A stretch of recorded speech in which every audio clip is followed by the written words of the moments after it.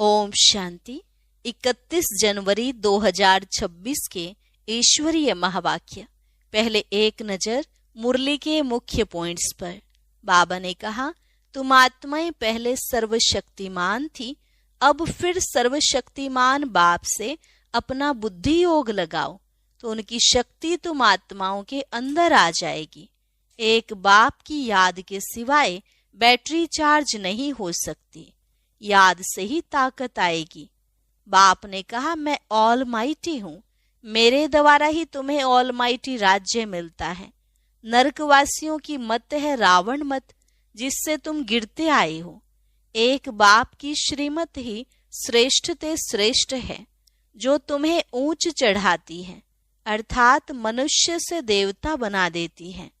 और लास्ट में बाबा ने कहा, यह सृष्टि अब बदल रही है, तुम पतित से पावन बन रहे हो। बाप आए हैं सबको ले जाने, तुम सब आत्माएं उनके पिछाड़ी घर जाएंगी। इसलिए तुम्हारा बाप के साथ अर्थात सजनियों का साजन के साथ योग होना चाहिए।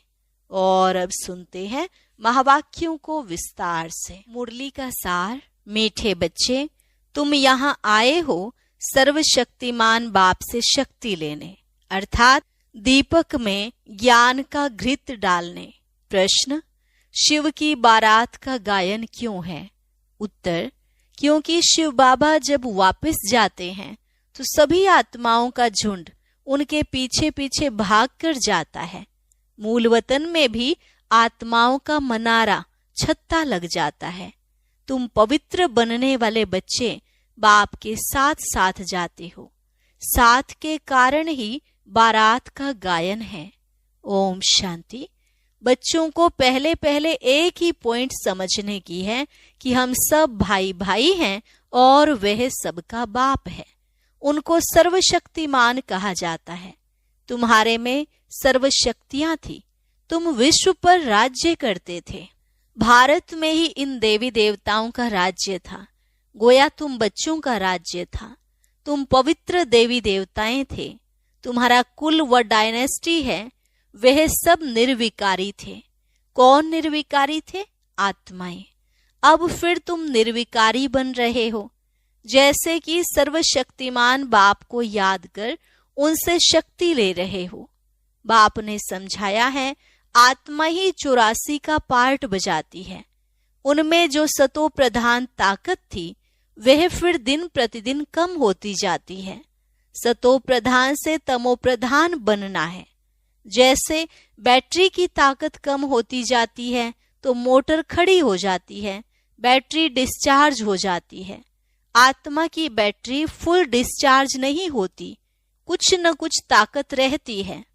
जैसे कोई मरता है तो दीपक जलाते हैं, उसमें घृत डालते हैं कि ज्योति बुझ न जाए। बैटरी की ताकत कम होती है तो फिर चार्ज करने रखते हैं। अभी तुम बच्चे समझते हो, तुम्हारी आत्मा सर्वशक्तिमान थी, अब फिर तुम सर्वशक्तिमान बाप से अपना बुद्धि योग लगाते हो तो बाबा की शक्ति हमारे में आ जाए। क्योंकि शक्ति कम हो गई है, थोड़ी जरूर रहती है, एकदम खत्म हो जाए तो फिर शरीर न रहे। आत्मा बाप को याद करते करते बिल्कुल प्योर हो जाती है। सतयुग में तुम्हारी बैटरी फुल चार्ज होती है, फिर थोड़ी थोड़ी कम होती जाती है। त्रेता तक मीटर कम होता है, जिसको कला कहा जाता है। फिर कहेंगे आत्मा जो सतो प्रधान थी वह सतो बनी, ताकत कम हो जाती है। तुम समझते हो हम मनुष्य से देवता बन जाते हैं सतयुग में। अब बाप कहते हैं मुझे याद करो तो तुम तमो प्रधान से सतो प्रधान बन जाएंगे। अभी तुम तमो प्रधान बन गए हो तो ताकत का देवाला निकल गया है।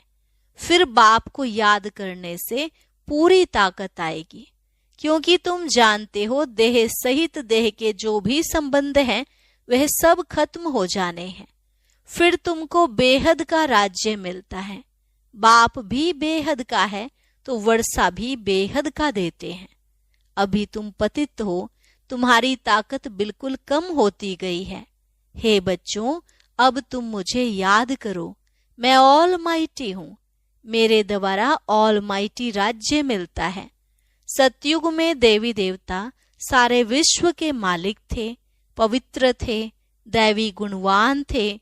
अभी वह दैवी गुणवान नहीं है। सबकी बैटरी पूरी डिस्चार्ज होने लगी है, फिर अब बैटरी बढ़ती है।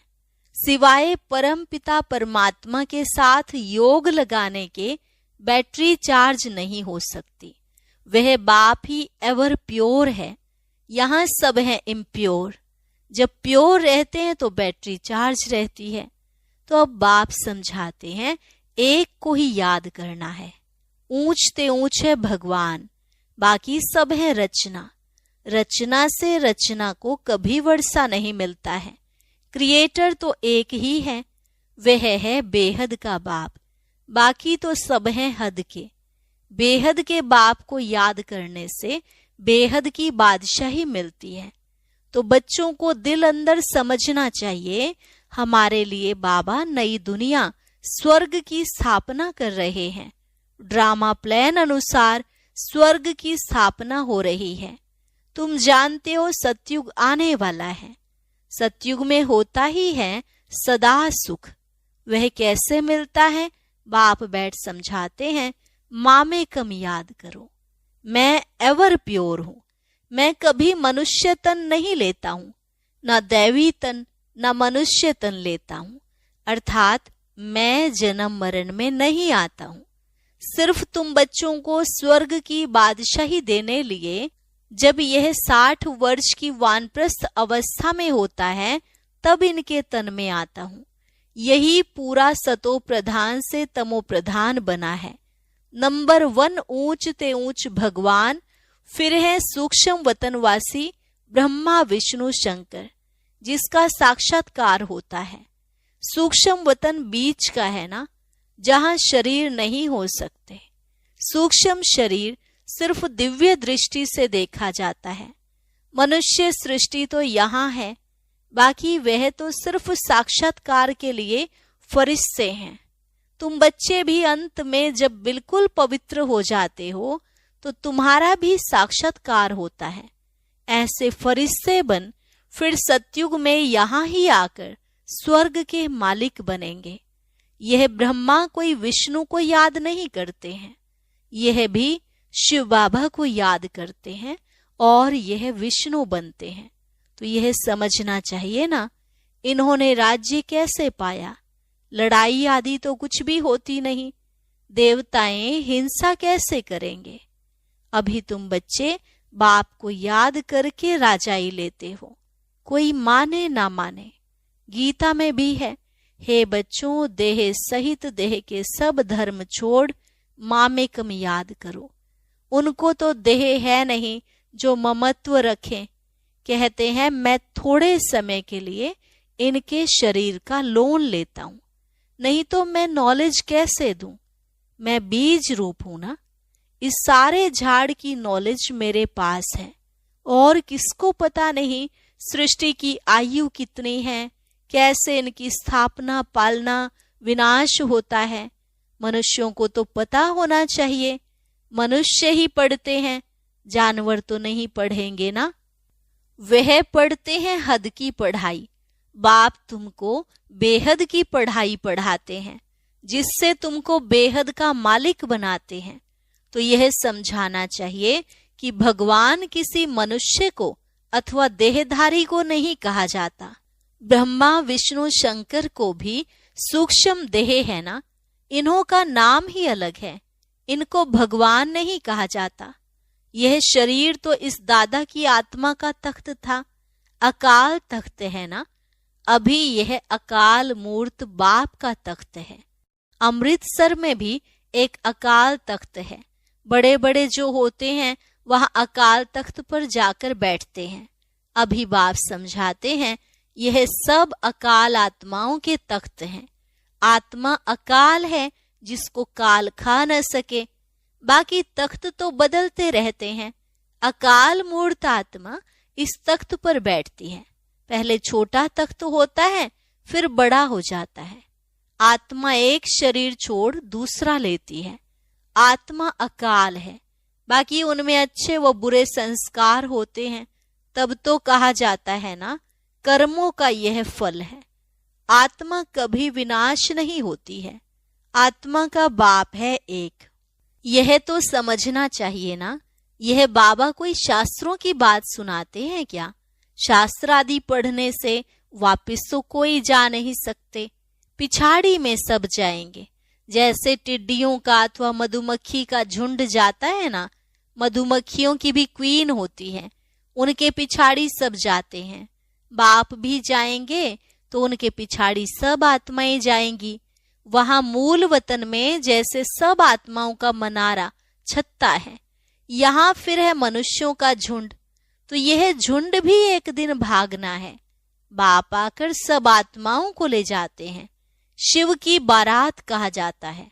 बच्चे कहो अथवा सजनियां कहो, बाप आकर बच्चों को पढ़ाकर याद की यात्रा सिखलाते हैं। पवित्र बनने बिगड़ तो आत्मा जा नहीं सकती। जब पवित्र बन जाएगी तब पहले पहले शांति धाम जाएगी। वहां जाकर सब निवास करते हैं। वहां से फिर धीरे धीरे आते रहते हैं, वृद्धि होती रहती है। तुम ही पहले पहले भागेंगे बाप की पिछाड़ी। तुम्हारा बाप के साथ अथवा सजनियों का साजन के साथ योग है। राजधानी बननी है ना, सब इकट्ठे नहीं आते हैं। वहां सब आत्माओं की दुनिया है, वहां से फिर नंबरवार आते हैं। झाड़ धीरे धीरे वृद्धि को पाता है। पहले पहले तो है आदि सनातन देवी देवता धर्म जो बाप स्थापन करते हैं। पहले पहले हमको ब्राह्मण बनाते हैं। प्रजापिता ब्रह्मा है ना, प्रजा में भाई बहन हो जाते हैं। ब्रह्मा कुमार और कुमारियां ढेर हैं। जरूर निश्चय बुद्धि होंगे, तब तो इतने ढेर हुए हैं। ब्राह्मण कितने होंगे, कच्चे व पक्के? कोई तो 99 मार्क्स लेते हैं, कोई 10 मार्क्स लेते हैं, तो गोया कच्चे ठहरे ना। तुम्हारे में भी जो पक्के हैं वह जरूर पहले आएंगे, कच्चे वाले पिछाड़ी में आएंगे। यह पार्टधारियों की दुनिया है जो फिरती रहती है। सतयुग, त्रेता, द्वापर, कलयुग, यह पुरुषोत्तम संगम युग है। यह अभी बाप ने बताया है। पहले तो हम उल्टा ही समझ से आए कि कल्प की आयु लाखों वर्ष है। अभी बाप ने बताया है यह तो पूरा 5000 वर्ष का चक्र है। आधा कल्प है राम का राज्य, आधा कल्प है रावण का राज्य।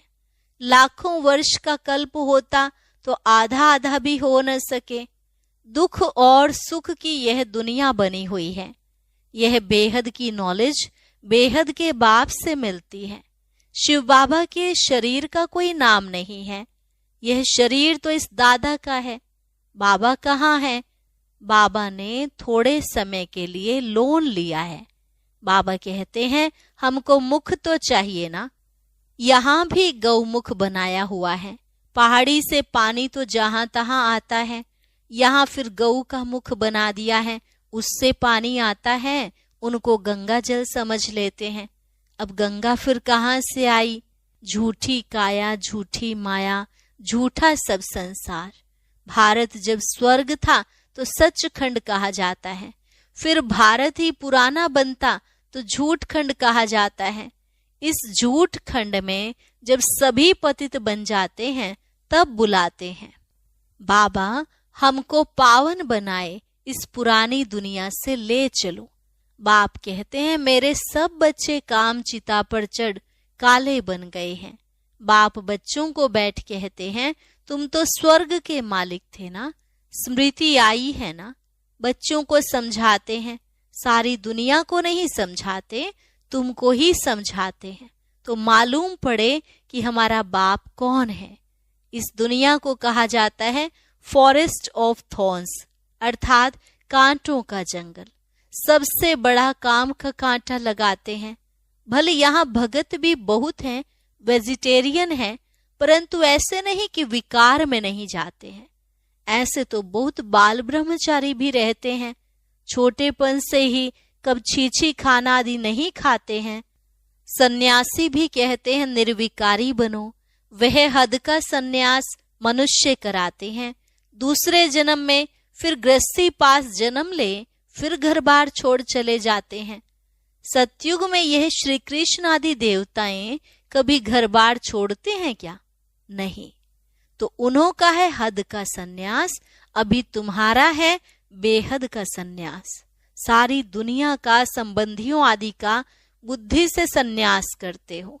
तुम्हारे लिए अब स्वर्ग की स्थापना हो रही है, तुम्हारी बुद्धि स्वर्ग तरफ ही जाएगी। तो शिव बाबा को ही याद करना है। बेहद का बाप कहते हैं मुझे याद करो, मन मना भव मध्याजी भव, तो तुम देवता बन जाएंगे। यह वही गीता का एपिसोड है। संगम युग भी है, मैं संगम पर ही सुनाता हूँ। राजयोग जरूर आगे जन्म में संगम पर सीखे होंगे। यह सृष्टि बदलती है ना, तुम पतित से पावन बन जाते हो। अब यह है पुरुषोत्तम संगम युग, जबकि हम ऐसे तमो प्रधान से सतो प्रधान बनते हैं। हर एक बात अच्छी रीति समझकर निश्चय करनी चाहिए। यह कोई मनुष्य थोड़े ही कहते हैं, यह है श्रीमत, अर्थात श्रेष्ठ ते श्रेष्ठ मत भगवान की। बाकी सब है मनुष्य मत। मनुष्य मत से गिरते आते हो, अब श्रीमत से तुम चढ़ते हो। बाप मनुष्य से देवता बना देते हैं। दैवी मत स्वर्गवासी की है और वह है नरकवासी मनुष्य मत, जिसको रावण मत कहा जाता है। रावण राज्य भी कोई कम नहीं है, सारी दुनिया पर रावण का राज्य है। यह बेहद की लंका है जिस पर रावण का राज्य है। फिर देवताओं का पवित्र राज्य होगा, वहां बहुत सुख होता है। स्वर्ग की कितनी महिमा है। कहते भी हैं स्वर्ग पधारा तो जरूर नरक में था ना, हेल से गया तो जरूर फिर हेल में ही आएगा ना। स्वर्ग अभी है कहाँ? यह बातें कोई शास्त्रों में नहीं है। अभी बाप तुम्हें सारी नॉलेज देते हैं। बैटरी भरती है, माया फिर लिंक तोड़ देती है। अच्छा, मीठे मीठे सिकिलधे बच्चों प्रति मात पिता बाप दादा का याद प्यार और गुड मॉर्निंग। रूहानी बाप की रूहानी बच्चों को नमस्ते। रूहानी बच्चों की रूहानी बाप दादा को नमस्ते नमस्ते, गुड मॉर्निंग। शुक्रिया बाबा, शुक्रिया। धारणा के लिए मुख्य सार। पहली पॉइंट, मन वचन कर्म से पवित्र बन आत्मा रूपी बैटरी को चार्ज करना है। पक्का ब्राह्मण बनना है। मन मत व मनुष्य मत छोड़ एक बाप की श्रीमत पर चलकर स्वयं को श्रेष्ठ बनाना है। सतो प्रधान बन बाप के साथ उड़कर जाना है। वरदान, सत्यता की शक्ति द्वारा प्रकृति व विश्व को सतो प्रधान बनाने वाले मास्टर विधि विधाता भव। सत्यता की शक्ति द्वारा प्रकृति व विश्व को सतो प्रधान बनाने वाले मास्टर विधि विधाता भव। जब आप बच्चे सत्यता की शक्ति को धारण कर मास्टर विधि विधाता बनते हो तो प्रकृति सतो प्रधान बन जाती है, युग सतयुग बन जाता है। सर्व आत्माएं सदगति की तकदीर बना लेती हैं। आपकी सत्यता पारस के समान है। जैसे पारस लोहे को पारस बना देता है, ऐसे सत्यता की शक्ति आत्मा को, प्रकृति को, समय को, सर्व सामग्री को, सर्व संबंध को, संस्कारों को, आहार व्यवहार को सतो प्रधान बना देती है। स्लोगन, योगी आत्माएं वह हैं जिन्हें प्रकृति की हलचल भी आकर्षित न करे। योगी आत्माएं वह हैं जिन्हें प्रकृति की हलचल भी आकर्षित न करे। अव्यक्त इशारे, इस अव्यक्ति मास में बंधन मुक्त रहे, जीवन मुक्त स्थिति का अनुभव करो।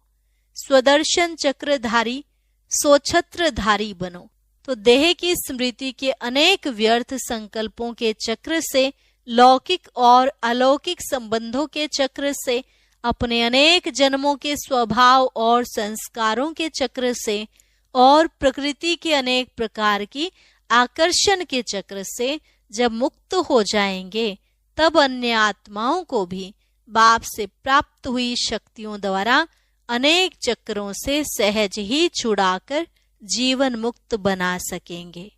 अच्छा, और अभी सुनते हैं आज